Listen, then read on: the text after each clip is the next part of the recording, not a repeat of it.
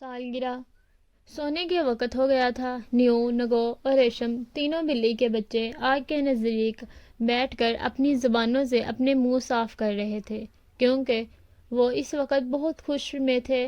کل ان کی سالگرہ تھی۔ نیو سوئی سوئی آواز میں پوچھنے لگی، کیا کل ہمیں کوئی تحفہ بھی دے گا؟ نگو نے اپنے مونچھیں صاف کرنا بند کر دی اور کہنے لگی، مجھے تو پورا یقین ہے، ہر کسی کو سالگرہ پر تحفہ ملتا ہے۔ ریشم بولی، مجھے اتنی امید نہیں، کیونکہ کسی کو علم ہی نہیں کہ کل ہماری سالگرہ ہے۔ نیو بولی، اب تو بہت وقت گزر گیا ہے، اب ہم کسی کو نہیں بتا سکتے۔ پھر مایوسی سے تینوں بلی کے بچے اپنے سونے والی ٹوکری میں سکڑ کر اکٹھے ہو گئے۔ نیو سب سے پہلے اٹھی۔ اس نے ایک آنکھ کھولی کر ادھر ادھر دیکھا، لیکن کمرے میں کوئی تحفہ نظر نہ آیا۔ پھر بھی مانو جو ان کی امی تھی وہ بھی وہیں تھی۔ اس نے تینوں بچوں کو ناشتے کے لیے بلایا۔ تینوں بچے باورچی خانے میں چلے گئے۔ وہ اداس تھے۔ وہاں ان کا دوست شیرو دودھ پی رہا تھا۔ اس نے سب کو خوشی سے شب خیر کہا۔ خاموشی سے انہوں نے دودھ پیا۔ وہ خاموشی سے شیرو اور امی کو یاد دلانا چاہتے تھے کہ آج ان کی سالگرہ ہے۔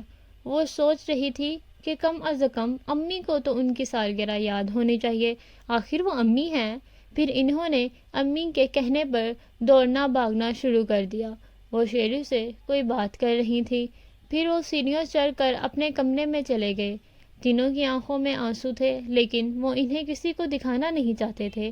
لیکن پھر چائے کے وقت جب تینوں بلی کے بچے اونگ لے رہے تھے تو انہیں لگا جیسے خواب میں انہیں کوئی گانا سنا دیا ہو۔ وہ ہڑبڑا کر اٹھے تو کمرہ سالگرہ مبارک کی آواز سے گونج رہا تھا۔ وہ کمرے میں بلیوں ہی بلیاں تھیں، سارا محلہ وہاں اکٹھا تھا۔ امی خوشی سے بتانے لگی، تمہارا خیال تھا میں بھول گئی ہوں؟ میں تو تمہیں حیران کرنا چاہتی تھی، اور اسی حیرانی میں بھی خوشیاں بھری تھیں۔ نیلو، نگو اور ریشم کو یقین ہی نہیں آ رہا تھا۔ پھر کھانے کا دسترخوان بچھا اور دنیا جہاں کی نعمتیں ان پر تھیں، وہ تمام چیزیں تھیں جو بلیاں کھانا پسند کرتی ہیں۔ اور پھر میز تحفوں سے بھرا ہوا تھا، کھانا ہی کھانے تھے۔